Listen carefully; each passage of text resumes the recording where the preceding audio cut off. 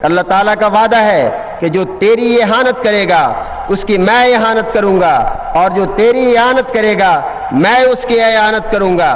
معمولی طور پر مخالفت کرنے والا اور اپنے کاروبار میں چلنے والا محفوظ نہیں ہوتا، کیونکہ خدا حلیم اور کریم ہے، وہ اس طرح نہیں پکڑتا۔ ملفوظات جلد 4۔ السلام علیکم ورحمۃ اللہ وبرکاتہ۔ دوستو، آج کی تازہ خبر یہ ہے کہ اسلام آباد ہائی کورٹ نے قادیانیوں پر پابندی عائد کر دی ہے کہ وہ اپنے لیے لفظ احمدی استعمال کریں۔ جیسا کہ آپ کو معلوم ہے کہ یہ قادیانی مرزئی حضرات خود کو احمدی کہتے ہیں، اور صرف احمدی ہی نہیں، احمدی مسلمان یہ خود کو کہتے، کہلواتے، لکھتے ہیں۔ تو علماء کرام کا شروع دن سے ہی یہی موقف رہا ہے کہ یہ ہرگز احمدی نہیں ہے، اصل احمدی جو ہے وہ مسلمان ہی ہیں، کیونکہ احمد ہمارے نبی کریم صلی اللہ علیہ وآلہ وسلم کا نام ہے، تو اس نسبت سے تمام مسلمان احمدی ہیں۔ تو قادیانی اور مرزئی حضرات اگر خود کو کچھ کہلوانا چاہتے ہیں، کوئی اپنا نام رکھنا چاہتے ہیں، تو یا تو یہ خود کو قادیانی کہیں مرزا غلام محمد قادیانی کی نسبت سے، یا مرزئی کہیں اپنے نبی کی نسبت سے، یا پھر اگر اس کے نام کی نسبت سے اپنی پہچان یہ رکھنا چاہتے ہیں تو پھر خود کو غلام احمدی کہیں، اور اس کو شارٹ کر کے غلامدی کہہ سکتے ہیں۔ اور ویسے بھی یہ غامدی صاحب سے ان کے عقائد کچھ ملتے جلتے ہیں، تو غلامدی یہ خود کو کہہ سکتے ہیں، ہرگز یہ احمدی نہیں ہے۔ اور پہلے بھی پاکستان میں ان پر پابندی ہے شاعر اسلام کے استعمال کی، لیکن اس کے باوجود یہ لوگ باز نہیں آتے۔ اب واضح طور پر اسلام آباد ہائی کورٹ نے آج یہ حکم جاری کیا ہے کہ یہ لوگ خود کو احمدی نہیں کہہ سکتے، احمدی لفظ یہ اپنے لیے استعمال نہیں کر سکتے۔ ہائی کورٹ کے جسٹس شوکت عزیز صدیقی صاحب نے یہ تفصیلی فیصلہ جاری کیا ہے، اور کہا ہے جیسا کہ پہلے سے ہی علماء کرام کا موقف ہے کہ چونکہ احمد ہمارے نبی کریم صلی اللہ علیہ وسلم کا نام مبارک ہے، اس لیے ان کو اسلام کے استعمال کی ہرگز اجازت نہیں ہے، کیونکہ ان پر شاعر اسلام کے استعمال کی پابندی ہے۔ سامعین حضرات، اللہ تعالیٰ کا جلال ازل سے ابد تک جاری و ساری ہے، اور اس کی اس صفت کا ظہور اس کے مامورین اور اس کے قائم کردہ سلسلہ کے منکرین و مخالفین کی تباہی و بربادی، ذلت اور ہلاکت کے ذریعہ ہوتا چلا آیا ہے اور ہوتا چلا جائے گا۔ جیسا کہ اللہ تعالیٰ نے خود اپنے پاک کلام میں فرمایا، کل من علیہا فان ویبقی وجہ ربک ذو الجلال والاکرام، یعنی اس زمین پر جو کوئی بھی ہے آخر ہلاک ہونے والا ہے، اور صرف وہ بچتا ہے جس کی طرف تیرے جلال اور عزت والے خدا کی توجہ ہو۔ چنانچہ خدا ذو الجلال کے مامورین با موسم آتے ہیں اور با موسم ہی جاتے ہیں۔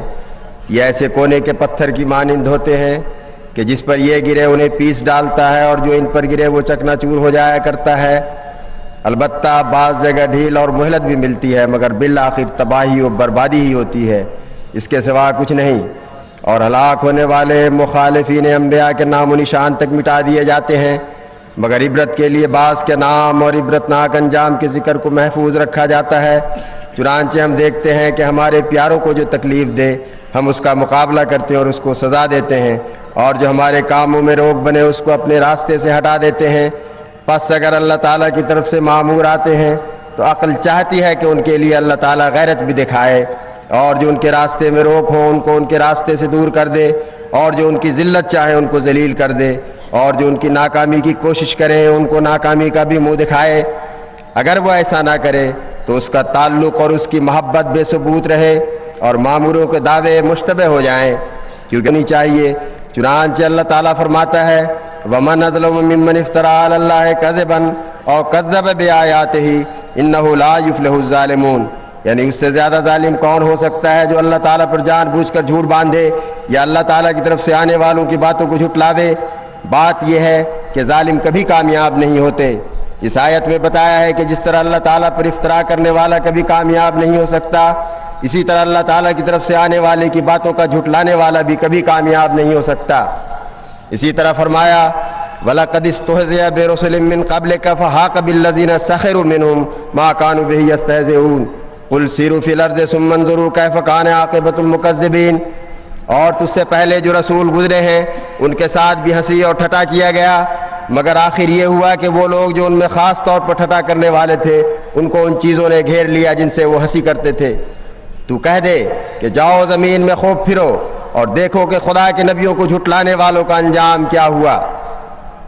جہاں تک حضرت اقدس مسیح موعود علیہ الصلوۃ والسلام کا تعلق ہے، یہ واضح ہے کہ وہ بھی خدا کے مامورین کے سلسلہ کی ایک کڑی تھے۔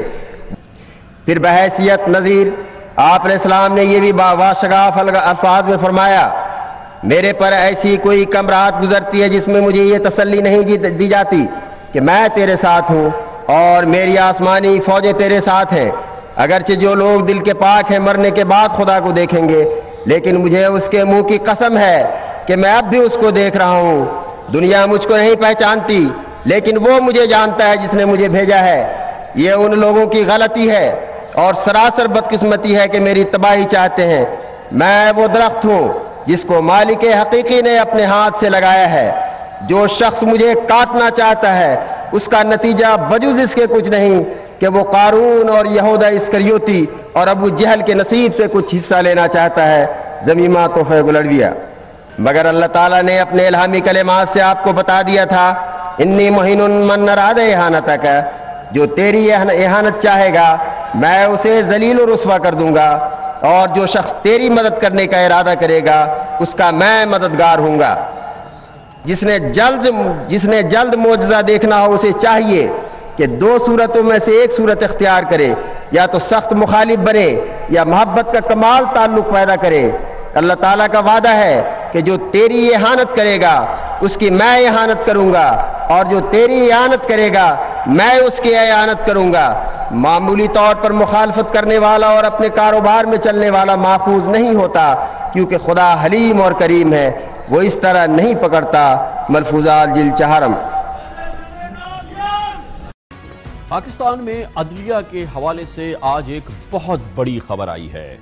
اب سے تھوڑی دیر قبل چیف جسٹس آف پاکستان میاں ثاقب نثار کی سربراہی میں 5 رکنی جوڈیشل کونسل نے اسلام آباد ہائی کورٹ کے سینئر ترین جج جناب جسٹس شوکت عزیز صدیقی کو عہدے سے ہٹانے کی سفارش کی، اور اب سے کچھ لمحات قبل صدر مملکت نے اس سفارش پر ایکشن کرتے ہوئے جناب شوکت عزیز صدیقی کو ملازمت سے فارغ کر دیا ہے، اور اس حوالے سے وفاقی حکومت نے نوٹیفیکیشن بھی جاری کر دیا ہے۔ جسٹس شوکت عزیز صدیقی اب اسلام آباد ہائی کورٹ کے جج نہیں رہے ہیں۔ عدلیہ کے حوالے سے یہ ایک بہت تاریخی ڈیولپمنٹ ہے۔ تقریباً 47 سال بعد پاکستان میں اعلیٰ عدلیہ کے کسی جج کو سپریم جوڈیشل کونسل کے حکم پر برطرف کیا گیا ہے۔ اس سے پہلے ایک واقعہ 1971 میں ہوا تھا جب جناب جسٹس شوکت علی کو بے ضابطگی پر برطرف کیا گیا تھا۔ یہ بہت اہم آج کا دن ہے۔